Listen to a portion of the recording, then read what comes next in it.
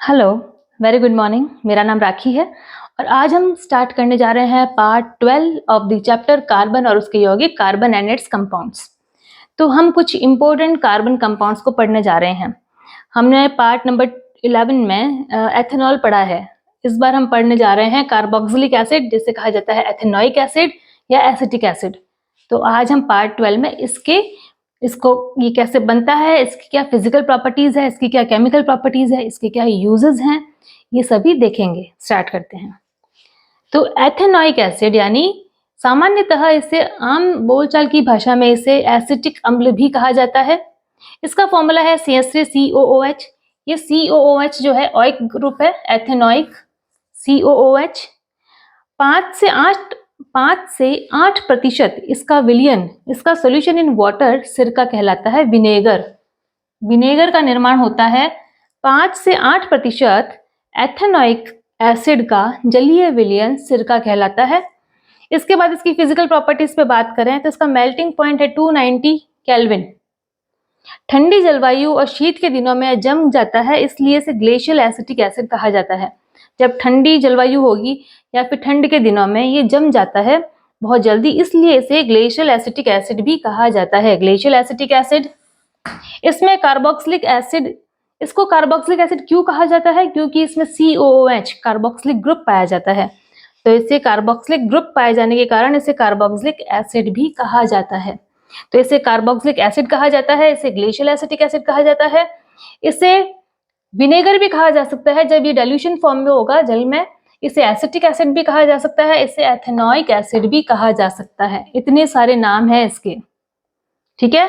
तो CH3COOH के इतने सारे नाम हमने बता दिए हैं। तो कभी भी कोई भी नाम आ जाए, अगर पूछे ग्लेशियल एसिटिक एसिड का फॉर्मूला लिखिए तो हमें भी यही लिखना है, CH3COOH। अगर हमें पूछे कि कार्बोक्सिलिक एसिड का फॉर्मूला लिखिए तब भी CH3COOH, क्योंकि कार्बोक्सिलिक ग्रुप जो है COOH है। अच्छा, इसके बाद अगर हम बात करें कि HCl जो है वो स्ट्रॉन्ग एसिड है और ये जो है CH3COOH एक वीक एसिड है। तो कंपैरिजन की जाए तो HCl के कंपैरिजन जो है एसिटिक एसिड वीकर है, क्योंकि आयनाइजेशन की पावर इसमें थोड़ी कम है कंपैरिजन टू हाइड्रोक्लोरिक एसिड के। तो हाइड्रोक्लोरिक एसिड की कंपैरिजन इसका लो आयनाइजेशन है और ये वीकर है। लेकिन एथेनॉल की कंपैरिजन ये स्ट्रॉन्गर है, क्योंकि एथेनॉल की कंपैरिजन इसका आयनाइजेशन अधिक है। तो एथेनॉल जो एथेनोइक एसिड है वो HCl से वीकर और एथेनॉल से स्ट्रॉन्गर है, ठीक है।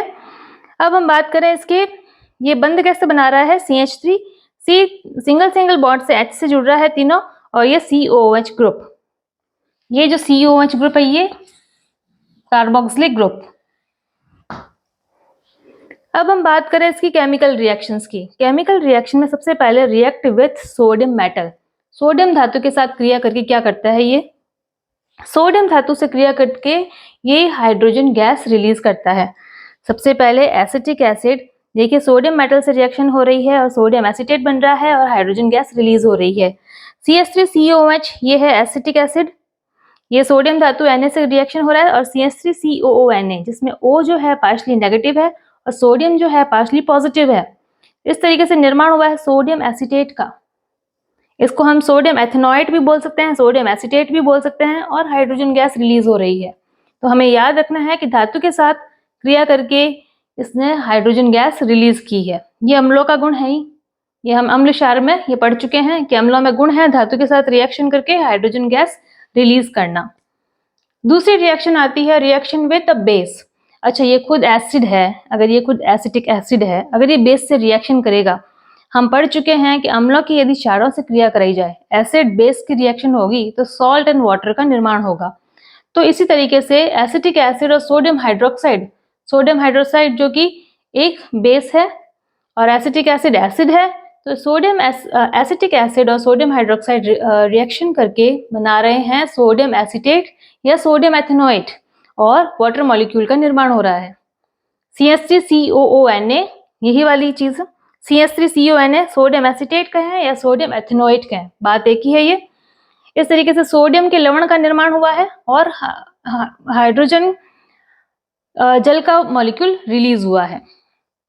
इस तरीके से ये हुआ है रिएक्शन विद अ बेस।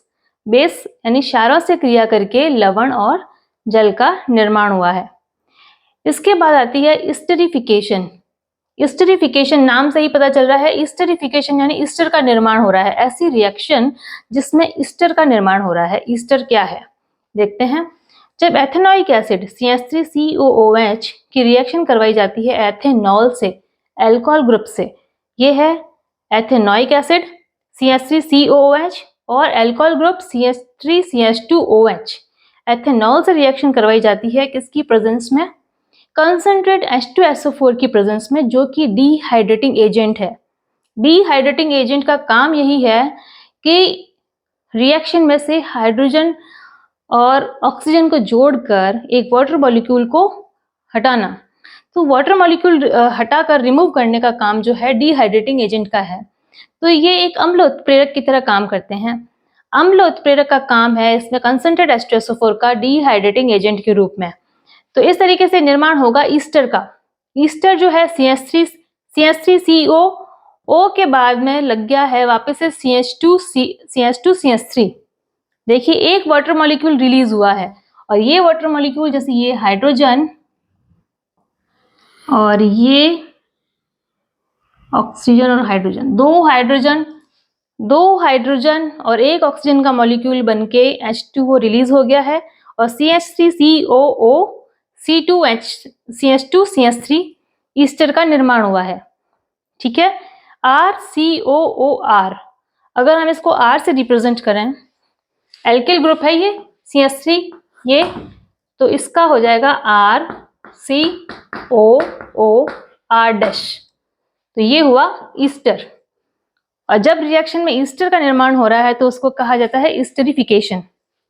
तो ये रिएक्शन कहलाएगी ईस्टरिफिकेशन। ये ईस्टर क्या होता है? ईस्टर जो है एक फ्रूटी स्मेलिंग एक लिक्विड सब्सटेंस है। ईस्टर लिक्विड सब्सटेंस होते हैं जिनकी बहुत ही फ्रूटी स्मेल आती है। जब कभी आपके किचन में आपकी मम्मी या कोई लोग फ्रूट क्रीम बना रहे होते हैं, बहुत सारे फ्रूट्स कटे हुए होते हैं, जब आप किचन में जाते हैं बहुत ही फ्रूटी स्मेल आती है। तो वो जो फ्रूटी स्मेल है वो ईस्टर की वजह से होती है। ईस्टर में बिल्कुल वही फ्रूटी स्मेल आती है। तो फ्रूटी स्मेल है, एक स्वीट स्मेलिंग लिक्विड सब्सटेंस है ये, और used in making perfumes and flavouring agent. देखिए परफ्यूम्स में भी इसका निर्माण, मतलब परफ्यूम के निर्माण में भी इसका ईस्टर का बहुत बड़ा योगदान है। ईस्टर से ही परफ्यूम्स बनते हैं, परफ्यूम जो बहुत अच्छी खुशबू देते हैं। और फ्लेवरिंग एजेंट जैसे कि केक और पेस्ट्रीज बनती है तो वनीला एसेंस वगैरह कुछ भी एसेंस यूज करते हैं हम फ्लेवरिंग एजेंट, वो भी ईस्टर से निर्माण होता है। तो ईस्टर का निर्माण हुआ है एथेनॉइक एसिड और एथेनॉल से, और इस तरीके से एक वाटर मॉलिक्यूल रिलीज हुआ है और इस तरीके से ईस्टर का निर्माण हुआ है। इसमें उत्प्रेरक है डिहाइड्रेटिंग एजेंट कंसंट्रेट H2SO4, जो कि इस रिएक्शन में से वाटर मॉलिक्यूल को रिमूव कर रहा है और ईस्टर का निर्माण कर रहा है। ठीक है, इसके बाद हम बात आती है कि जैसे ये ईस्टर है CH3COO CH2CH3, ये रहा CH3COO CH2 C2H5। तो ये है ईस्टर।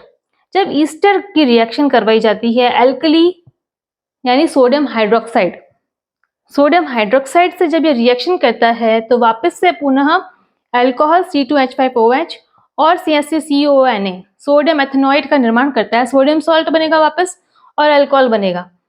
तो मतलब जब ईस्टर पुनः अल्कली जो क्षारों से क्रिया करके पुनः अल्कोहल और सोडियम सॉल्ट में कन्वर्ट हो जाता है, इस क्रिया को कहा जाता है सैपोनिफिकेशन। सैपोनिफिकेशन प्रोसेस में ईस्टर पुनः अल्कोहल और सोडियम सॉल्ट में कन्वर्ट हो जाता है। देख रहे हैं आप, this reaction is called saponification because it is used in preparation of soap. ये वाली रिएक्शन सोप प्रिपरेशन में काम आती है, साबुन निर्माण में ये रिएक्शन काम आती है, तो इसलिए इस रिएक्शन को सैपोनिफिकेशन कहा गया है। ठीक है, अब बात करते हैं हम रिएक्शन विद कार्बोनेट और हाइड्रोजन कार्बोनेट। हम पहले भी कर चुके हैं, जब कार्बोनेट और हाइड्रोजन कार्बोनेट के साथ किसी रिएक्शन आती है तो क्योंकि इनमें कार्बोनेट प्रेजेंस है तो उस रिएक्शन में कार्बन डाइऑक्साइड रिलीज होती है। ये हमने बहुत बार देखा है। तो देखिए, जब एथेनोइक एसिड की रिएक्शन करवाई जा रही है सोडियम बाइकार्बोनेट से, या एथेनोइक एसिड की रिएक्शन करवाई जा रही है सोडियम कार्बोनेट से, तो बन रहा है सोडियम का लवण CH3CONA, सोडियम एथेनोइड, और बन रहा है कार्बन डाइऑक्साइड, और बन रहा है जल। तो ये वाली रिएक्शन जो है ये एसिड बेस रिएक्शन की में भी एग्जाम्पल में आया हुआ है। ये एसिड बेस जब हमने चैप्टर किया था तो उसके एग्जाम्पल में भी ये रिएक्शन आई थी, सेम टू सेम यही रिएक्शन। तो इसमें भी कार्बन डाइऑक्साइड रिलीज होती है और वाटर मॉलिक्यूल बनता है और सोडियम का लवण बनता है। ये हो गई बात कार्बोनेट और hydrogen carbonate. Use of acetic acid. Acetic acid का सबसे बड़ा यूज है विनेगर के निर्माण में। विनेगर जो है, विनेगर देखिए 5 से 8% विलियन यानी सॉल्यूशन इन वाटर विनेगर कहलाता है, सिरका कहलाता है। तो सिरके बनाने की, विनेगर बनाने की जो बड़ी बड़ी फैक्ट्रीज है उसमें एसिटिक एसिड का यूज होता है विनेगर बनाने के लिए। दूसरा इसका यूज है use for preservative in pickles. जो भी पिकल्स मिलते हैं, mango pickles, chilli pickles, lemon pickles, market में जो भी डब्बा बंद जो भी अचार मिलते हैं उन सबको वो काफी लंबे टाइम तक खराब नहीं होते, काफी महीनों तक उनमें फंगस नहीं लगती है और काफी दिनों तक चलते हैं। वो क्यों चलते हैं? क्योंकि उनमें एसिटिक एसिड से उन्हें प्रिजर्व किया जाता है ताकि वो लंबे समय तक खराब ना हो। तो और तीसरी इसका हो गया कि use for synthesis of other compounds like Easter. Easter जैसे कि जो परफ्यूम बनाने के और फ्लेवरिंग एजेंट पर काम आ रहा है, उसके ईस्टर के निर्माण के लिए एथेनोइक एसिड का यूज किया जाता है। तो ये 3 बड़े बड़े यूजेस हैं एसिटिक एसिड के। तो आज हमने कंप्लीट किया है पार्ट 12 में एसिटिक एसिड। ठीक है बच्चों, आई विश आपको अच्छे से समझ में आया होगा, आपने अच्छे से नोट्स बनाए होंगे, बोर्ड का स्क्रीनशॉट लिया होगा।